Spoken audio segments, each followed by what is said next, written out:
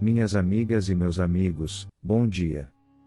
Li e ouvi muitas vezes a menção de que a história dos antigos israelitas fora uma projeção para trás do século V, antes da Era Comum, não existindo nenhum fato arqueológico que contribuísse para a confirmação da existência da história bíblica de Gênesis, principalmente de Moisés e do Êxodo. As histórias dos patriarcas e de todo o Gênesis, não discordo no todo, porém, principalmente as histórias iniciais da Torá, podem ser entendidas como os fundamentos de todas as profecias que podem ser verificadas, acontecendo nos dias de hoje e já há algum tempo. Na realidade são metáforas muito importantes dos fundamentos não só da Bíblia hebraica, mas em níveis mais profundos da nossa realidade. É preciso ter conhecimento dos reais fundamentos de uma disciplina para se contar a sua história. Discutir a história baseada simplesmente em cidades, prédios, cacos de pedra, datações por carbono 14 em pedaços de madeira e artefatos congêneres, nunca levará um pesquisador a conclusões sobre as peripécias do espírito humano daquela determinada civilização. Falar sobre Shakespeare sem ler as suas obras, mas somente estudando os detritos das estruturas do prédio da casa onde ele morava, por mais alta tecnologia que seja empregada, jamais serão conhecidos fatos importantes sobre ele. Sendo assim, para se estudar a história da Bíblia hebraica é necessário conhecer profundamente o seu conteúdo, bem como as línguas hebraica e aramaica bíblicas, além do mais, conhecimento sobre o Talmud, Midrashim e outras obras que fazem parte do corpo da Torá oral. A influência da contenção de muitas descobertas feitas e de conclusões que poderiam ser concatenadas em determinadas e evidentes situações, não o foram, por principalmente as academias europeias e de certa forma ocidentais, serem controladas por elementos religiosos que não se simpatizavam, ou coisa pior, com os judeus, mas também com a África e os egípcios, movidos simplesmente por razões de discriminação racial, muito frequentes e flagrantes na Inglaterra e em todo o mundo ocidental.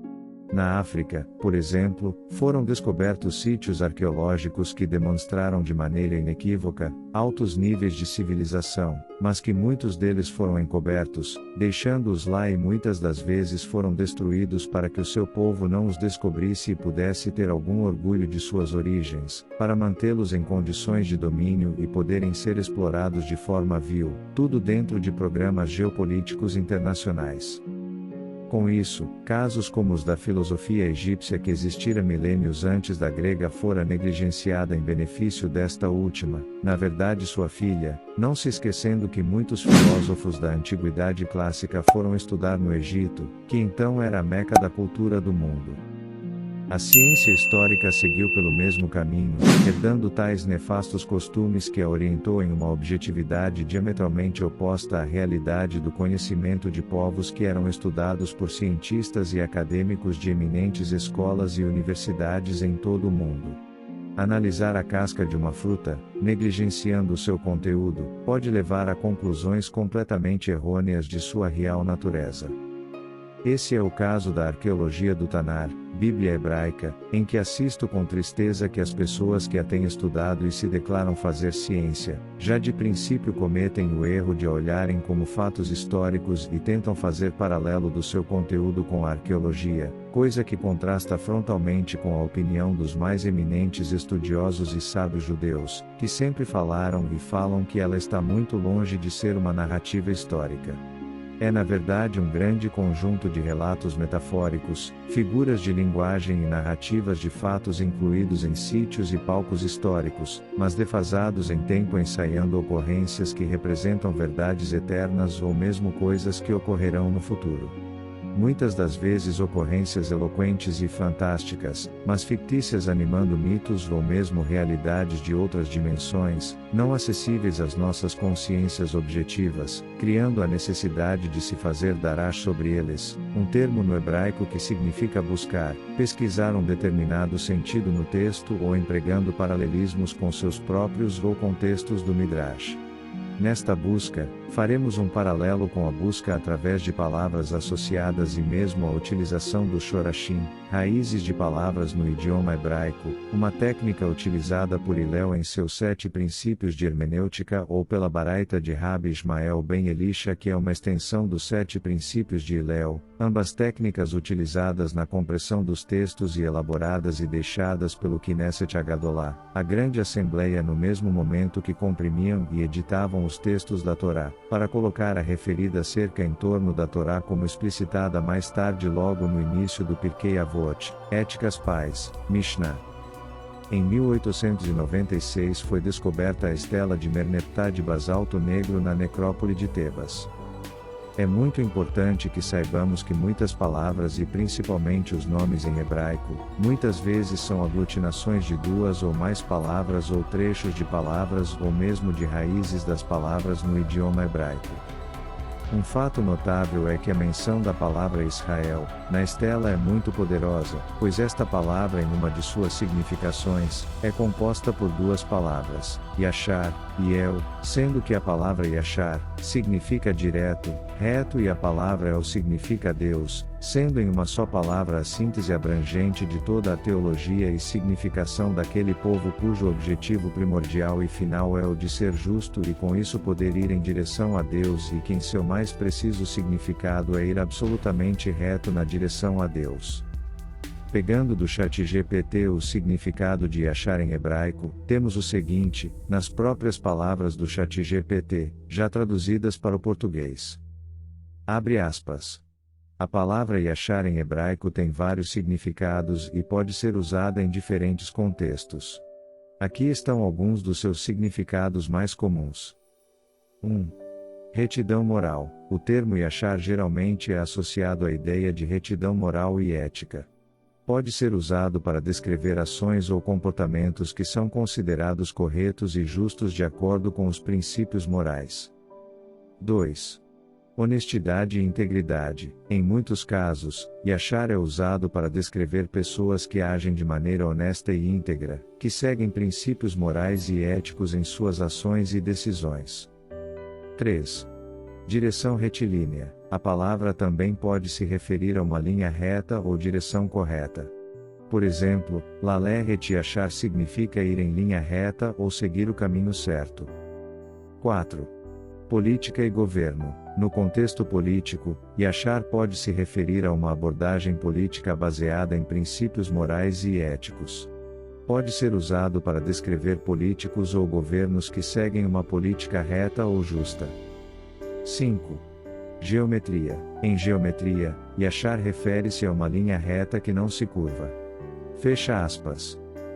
Desta forma, resulta como conclusão inequívoca de que, de acordo com essa palavra que se tornou ali com sua estatura intelectual, em um ícone de toda a filosofia e teologia daquele povo e redundantemente por detrás de toda a Torá, que segue esse princípio, de que todos os princípios éticos daquele povo já estariam prontos quando firmado em aproximadamente 1208 antes da Era Comum, quando declarado na estela de Merneptah.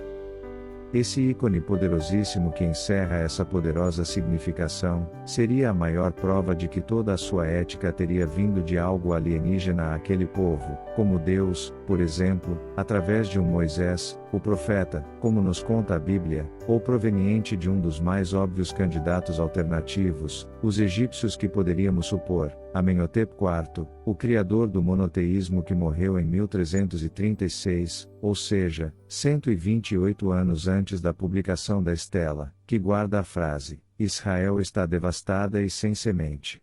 O único equívoco que podemos notar é que a frase não condiz com a realidade, sendo esta do faraó Merneptah, pois os israelitas estão vivos, muito numerosos, gordinhos e saudáveis, até os dias de hoje, 3.231 anos após.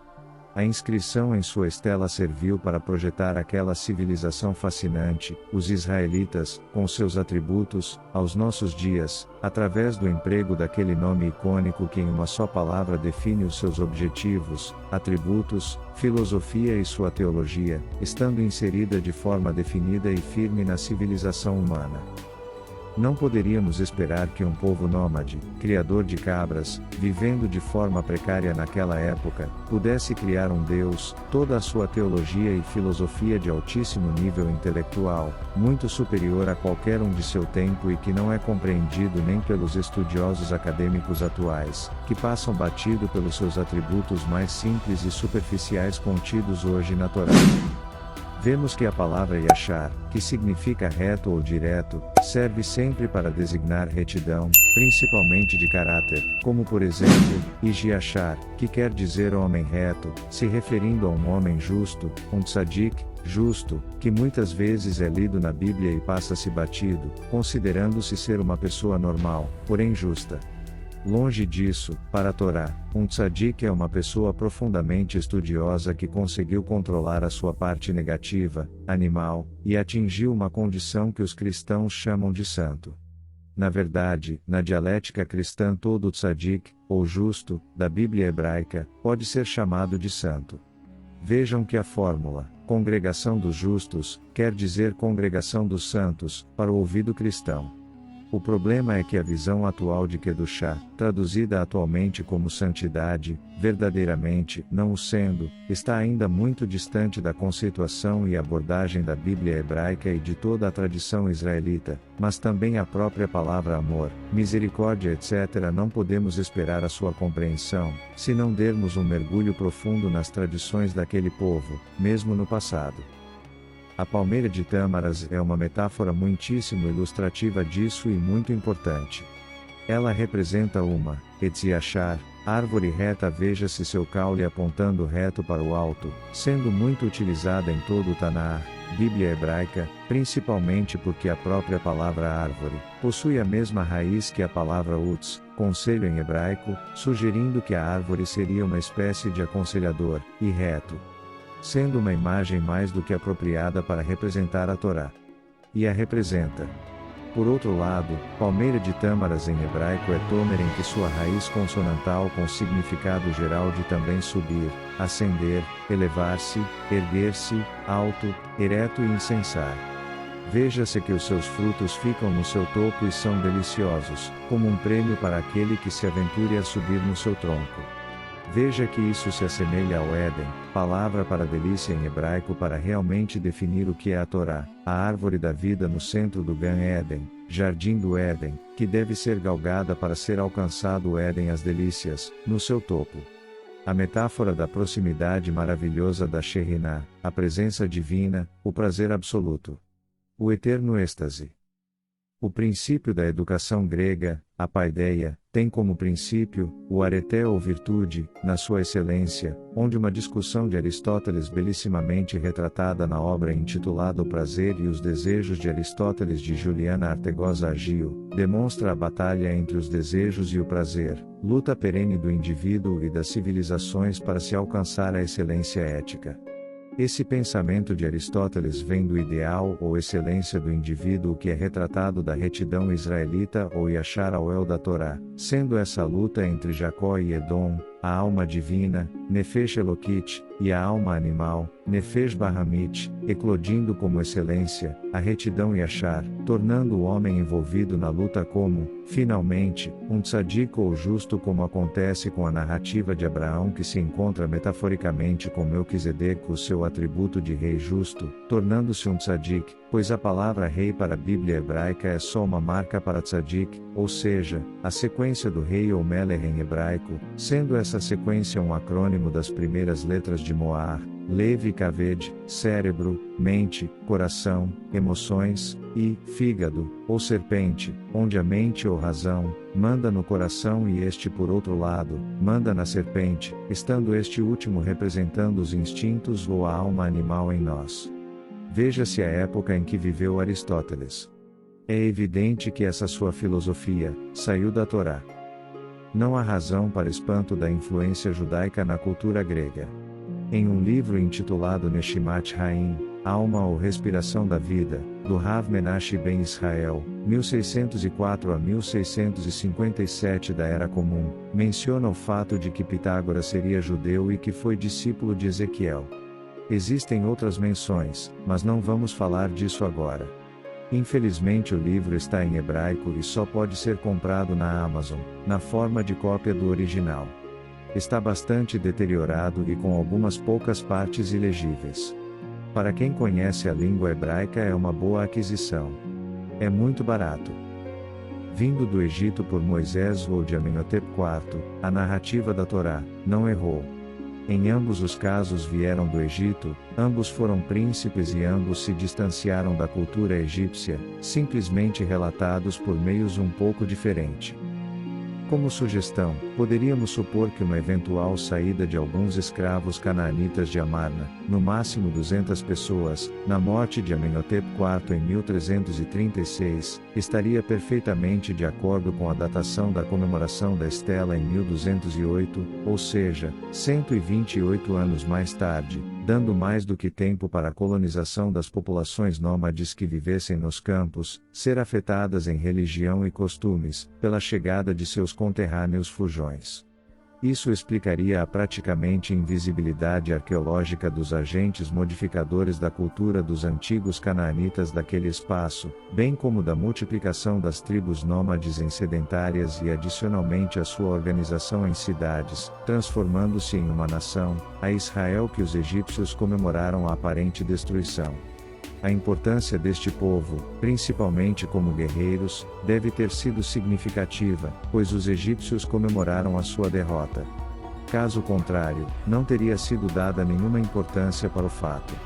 Por outro lado, a menção displicente na estela, caracteriza de que esse povo seria bem conhecido dos egípcios, pois nenhuma outra explicação é dada sobre ele.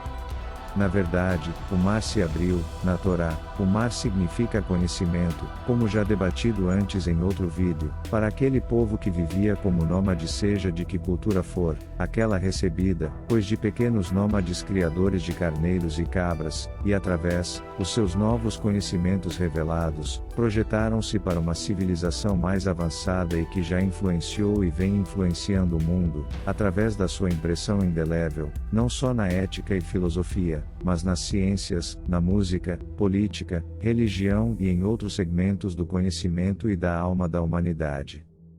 É importante frisar que para o contexto bíblico, com a grande esmagadora maioria das pessoas não sabendo disso, mesmo estudiosos acadêmicos, em última instância Israel é o nome de uma civilização do futuro, o nome que Jacob receberá de seu adversário, o arcanjo de Esaú, no término da luta, que de acordo com a narrativa da Torá, só acontecerá no final dos tempos, criando o Olam Havá, o mundo vindouro. É preciso ler com muito cuidado para entender isso. A própria palavra El no Egito e em algumas expressões semíticas estavam relacionadas a poder e a lugares altos como montanhas.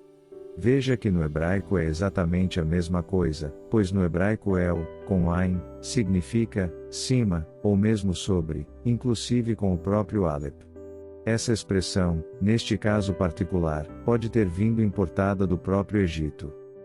É importante se lembrar que todo o relato que se tem notícias sobre todos os livros da Torá, viera como retratado por ela própria por Moisés, isso é ponto-chave na compreensão da própria Torá, e a continuação do relato através do livro de Yeshua, Josué, não aparenta nenhuma costura com ela, mas demonstra uma unidade de objetivos e a entrada em Canaã e sua conquista, trata de assuntos relacionados às nossas emoções, como perfeitamente entendida pela palavra Canaã, filho, muito frisado quando em sua menção quando apresentado como amaldiçoado por Noé, Cam ou Han que significa caloroso, apimentado, sensual, denotando sentimento, emoções, sendo isso o que exatamente veio fazer Josué e os israelitas. Lutar contra as 7 imperfeições da alma inferior humana, representadas pelas 7 nações daquelas terras, povos idólatras, com bem frisado por ela própria. A própria figura metafórica do deus Kinum, o deus carneiro do Egito, é aquele que molda a forma humana em um torno de olearia e a sua esposa Requete, põe a cruz ansata, a alma humana, no interior do homem, a estátua já acabada. Esta metáfora, para Israel é uma transformada da dialética da evolução do homem, onde o carneiro queimado no fogo, no templo, transforma o homem, purificando-o. Temos que ter em mente que este fogo, é a fé, no contexto da Bíblia hebraica. Por outro lado, Heket é a deusa Ran, um ser aquático, introduz a alma no homem. A água na Torá, após a aplicação de algumas regras de hermenêutica provenientes da Grande Assembleia, significa conhecimento. Completando a metáfora. A evolução, e finalmente a elevação do homem, termina quando é posta a alma elevada em seu interior, proveniente do conhecimento. Vejam que as duas visões, a de Heket, um ser aquático, e de Moisés na Torá, o bebê retirado das águas, têm os mesmos elementos e dizem a mesmíssima coisa, só que com os mesmos elementos em posições diferentes, coisa que acontece com muitas das transformadas, como a transformada de Lorentz na matemática e na física, ou mesmo as transformadas de Fourier, de Laplace, etc. Pensem que a noite de Pessah, Páscoa, da Bíblia no Êxodo não é uma só noite, mas toda a vida ativa do ser durante o Golut, momento em que Deus está oculto, até atingir a Geulah redenção. Desta forma, podemos notar que as duas metáforas estão interligadas, sugerindo que podem ter vindo do mesmo lugar. Só não foi considerada pela cegueira perpetrada pela discriminação racial. É importante saber que toda a hermenêutica do que está relatado na Torá, no seu amplo senso, está descrito em obras paralelas que também fazem parte de seu corpo, como os Midrashim, Talmud, Sefer HaZohar, Mequiltas de Rabi Shimon e Rabi Eliezer, Targum Okelos, Targum Jonathan, etc. Muitos deles divididos na mesma sequência de livros e versículos do Tanar, que explicam também de forma metafórica, mas bem mais revelada nos diversos níveis do Pardes. A Bíblia hebraica não contém explicações para os seus diversos assuntos como muitos pregadores religiosos pensam. Vejam que a palavra hebraica para Senhor é Adon, sendo muito empregada pelos israelitas a fórmula Adonai meu Senhor, para se referir a Deus. Na teologia de Amenopis IV, o nome do seu Deus único era Atom, palavra muito próxima foneticamente de Adon, tendo ele se denominado Aknaton ou devoto de Atom, mas algo digno de nota é que no caso do Shemot Êxodo, da Bíblia hebraica no Monte Sinai, Moisés recebe duas Torot, Torá no plural, a Torá escrita e a Torá oral, e nesta última, estão também os princípios fundamentais da Cabalá. Na Cabalá podemos ver duas definições para Adam, o Adam Arishon e o Adam Kadmon, sendo Adam Arishon, o primeiro homem, e Adam Kadmon, ou homem arquetípico, literalmente, o homem universal ou o grande pensamento da criação, onde estão todas as informações para a criação dos universos em seus múltiplos níveis. Na Cabalá, o homem universal é aquele que engendra tudo, mantém o universo funcionando todo o tempo. É o doador da vida e pode ser representado pictórica e metaforicamente pela mesma figura que a de Atom. Vejam a figura do vídeo. Na Cabalá o universo não foi criado, mas é criado todos os instantes, como snapshots de vídeos ou de realidade virtual.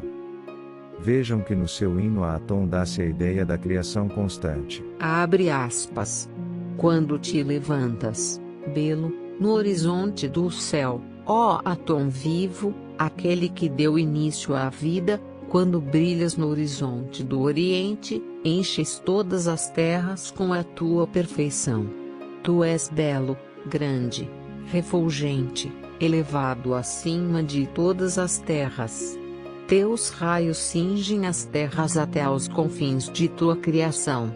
Em tua qualidade de sol, atinges os seus confins e os submetes ao teu Filho amado.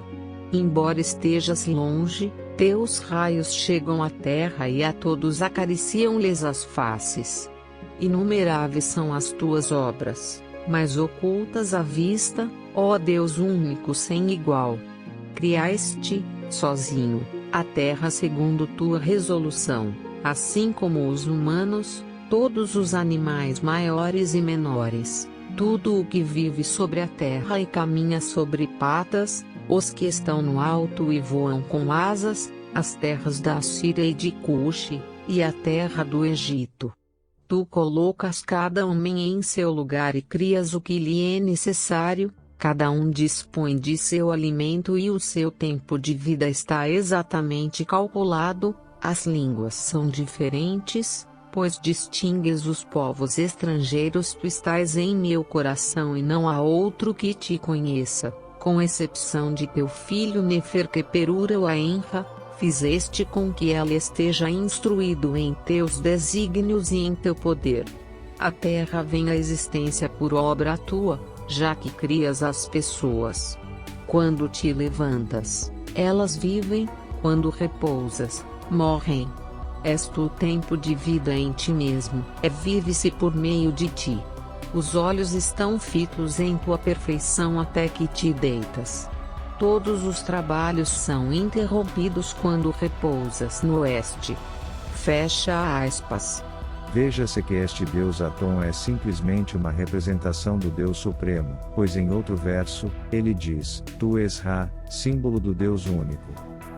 As mãozinhas que saem do disco no alto seguram as cruzes ansatas que representam as almas ou os princípios impulsionadores da vida, inteligência e da consciência.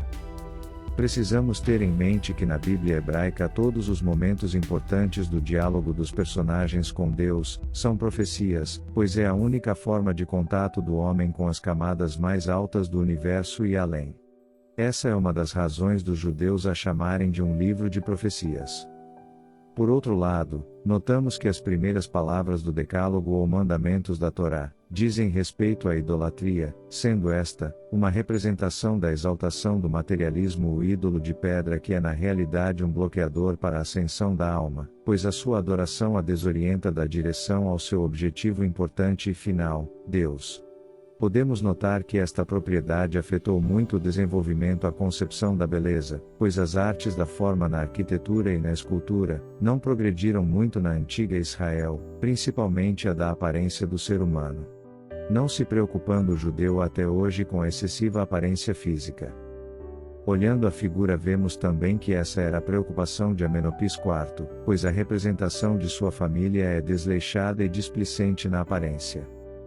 Existem muitos outros paralelos entre a teologia de Atom e a do Deus bíblico e podemos considerar que o próprio Akenaton possa ter sido o primeiro profeta e que Moisés fora o segundo ou os dois sejam a mesma pessoa. Que digno de nota é que o corpo de Akenaton até hoje não foi encontrado, mas o que importa mesmo é que o Deus de Israel sempre foi o Deus ideal em termos absolutos e não existe nenhum outro que se rivalize com ele na intelectualidade de sua formação.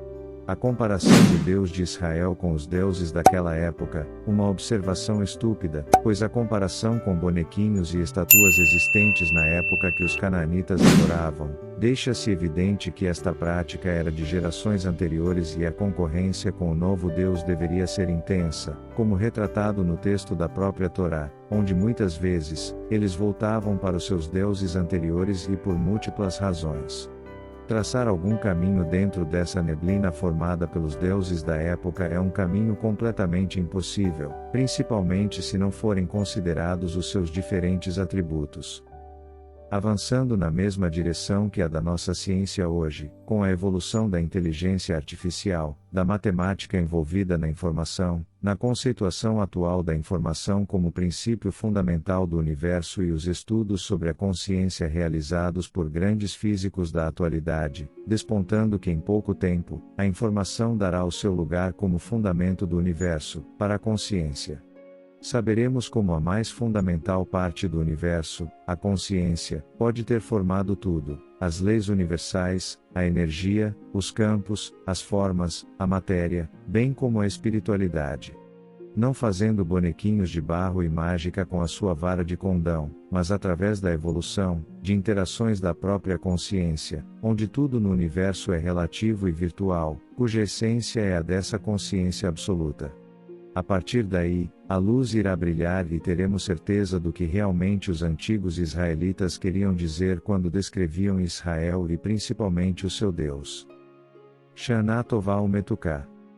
Um bom e doce ano. Olá a todos. Chegamos ao fim deste vídeo e gostaria de aproveitar este momento para agradecer a todos vocês por assistirem. Sabemos que o tempo é precioso. E ficamos felizes por terem dedicado um pouco dele aqui no nosso canal. Se você gostou do conteúdo e quer continuar acompanhando, não se esqueça de se inscrever no canal. Dessa forma, você não perderá nenhum dos próximos vídeos que estamos preparando. Além disso, se você curtiu o vídeo, não deixe de dar o seu like. Isso ajuda não só a valorizar o nosso trabalho, mas também permite que outras pessoas possam descobrir e aproveitar esse conteúdo. E não se esqueça de clicar no sininho de notificações para receber todas as atualizações do canal. Assim, você será o primeiro a saber quando um novo vídeo for lançado. Obrigado por assistir. Continua no próximo vídeo. Shavuot Tov, boa semana.